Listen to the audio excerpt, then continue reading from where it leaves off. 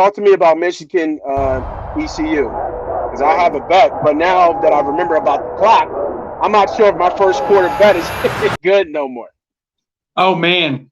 Well, I think the first quarter bet is the only bet to make in this game. So when I'm looking at everything here, there's a lot of things that don't stand out to me that don't add up right, except for that first quarter line. So look at Michigan's first quarter line. They're favored by 7.5. Well, look at their first half line. They're favored by 21.5. Then the game line's 36. That just doesn't add up. And then when you go and do a deeper dive into their team props, do the team props for first quarter.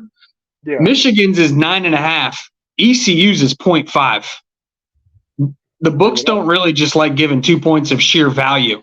So they're telling you they think Michigan's going to score 9.5 points and the ECU's likely not going to score, but that they're only putting the spread at 7.5.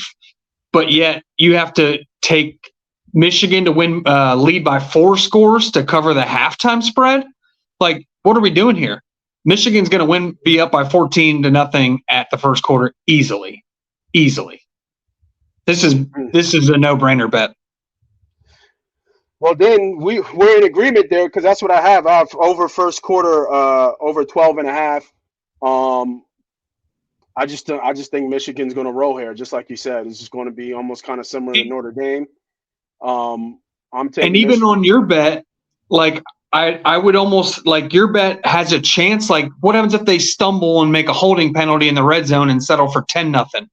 Well, it still covers the spread. It doesn't cover the total, but it covers the spread. Like, even I would tell you win Michigan first quarter 7.5. My bad. Yeah, to cover. Like, I would say the best bet, no brainer here, even against you. Like, I would say my margin for error is even a little lower than yours, to be honest with you. Like, I don't see any way that Michigan doesn't at least score 10, even if they get one of those weird, like, holding penalties on 3rd and 3, and then it's 3rd and 13 in the red zone, and they settle for a field goal. You see what I'm saying? Like, because 12.5, you need 2 touchdowns. Where my bet, you just need 2 scores.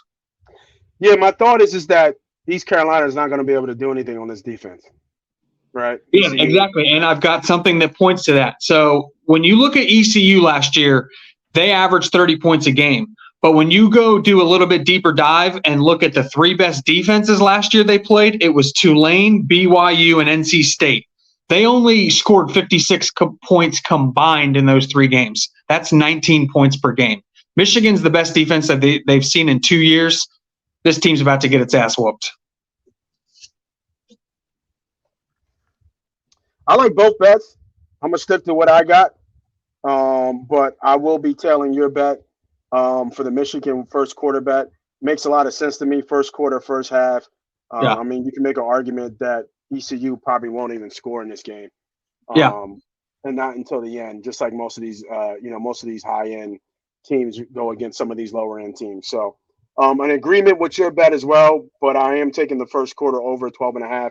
I just think Michigan's going to get the ball 3 times, and they're going to score probably all 3 times, against this East Carolina, team, even though East Carolina might try to, like you guys talked about, again, coming into the play clock, milk the ball, dink and dunk, getting third and manageable, and hopefully get off, stay on the field and be able to do it and be able. But you're not going to milk the clock in the first half when you're trying to get your Heisman hopefuls their stats. That's the thing. You'll milk the clock in the third quarter. Not Michigan. I'm in East Carolina, ECU. Oh yeah, I got you. Yeah, ECU is going to milk the clock, not Michigan. So I like both bets. Both bets make a lot of sense. So let's lock it in. Michigan first quarter and Michigan. And I will say one stat that helps you out, that helps a lot of points out. Last year, Michigan was 3-0 in their non-conference games, and they outscored their opponents 166-17.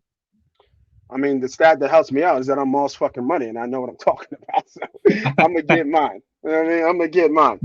I was most definitely one of those motherfuckers. Michigan scores a lot of points when they play teams out of their conference. So yes, sir. Just to add and be mindful, I think sounds like East Carolina. East Carolina is kind of reloading their big pieces, They lost their quarterback, they lost their starting running back, they lost two of their wideouts. So they'll be reloading. So I would probably look at East Carolina's team total unders.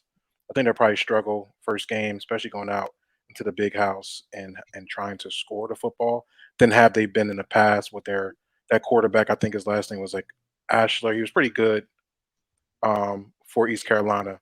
But at the same time, don't forget Harbaugh is not going to be there, and they're also losing their offensive coordinator, suspended too. So you're going to have somebody new calling the plays. Now, they had all summer to prepare for it, but that's something to think about that first quarter.